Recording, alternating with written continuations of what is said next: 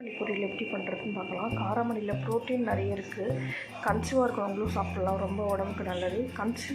Cancer வராமல் தடுக்கிறதுக்கு காராமணி ரொம்ப யூஸ்ஃபுல்லாக இருக்குது. எப்படி பண்ணுறதுன்னு பார்க்கலாம். காராமணி இந்த மாதிரி சின்ன சின்ன பீஸாக கட் பண்ணிவிட்டு ஒரு வெங்காயம் இந்த சைஸுக்கு கட் பண்ணிக்கலாம். புதுசாக கட் பண்ணிவிட்டு 2 பச்சை மிளகா, உங்களுக்கு ஆப்ஷனல் தான், உங்களுக்கு எத்தனை வேணும் போட்டுக்கலாம். 2 பச்சை மிளகா, 4 துண்டு பூண்டு நெசுக்கி போட்டுக்கலாம். 2 ஸ்பூன் எண்ணெய் ஊற்றிக்கிட்டேன். எண்ணெய் ஊற்றிட்டு கடுகு போட்டுக்கலாம்.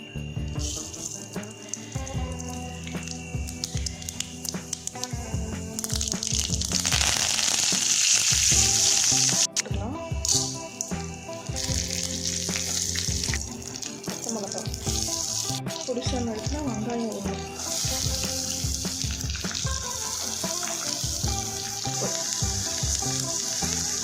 வெங்காயம் நல்லா வதங்கிச்சு. இப்போ காராமணி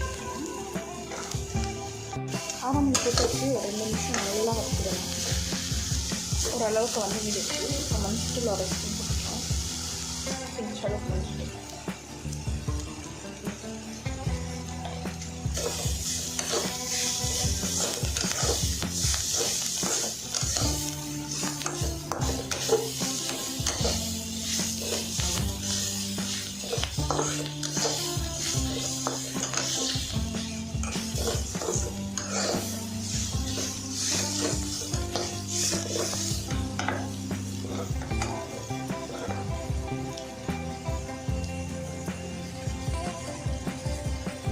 தண்ணி ஊற்றிக்கலாம்.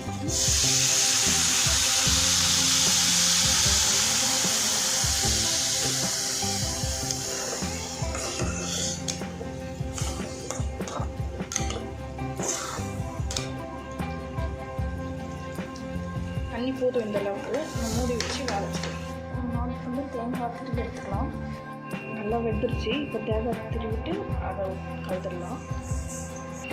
உங்களுக்கு ஆப்ஷனல் தான். இல்லைன்னா நீங்கள் தேங்காய் போட்டுக்கலாம், எக்கு கூட போட்டுக்கலாம்.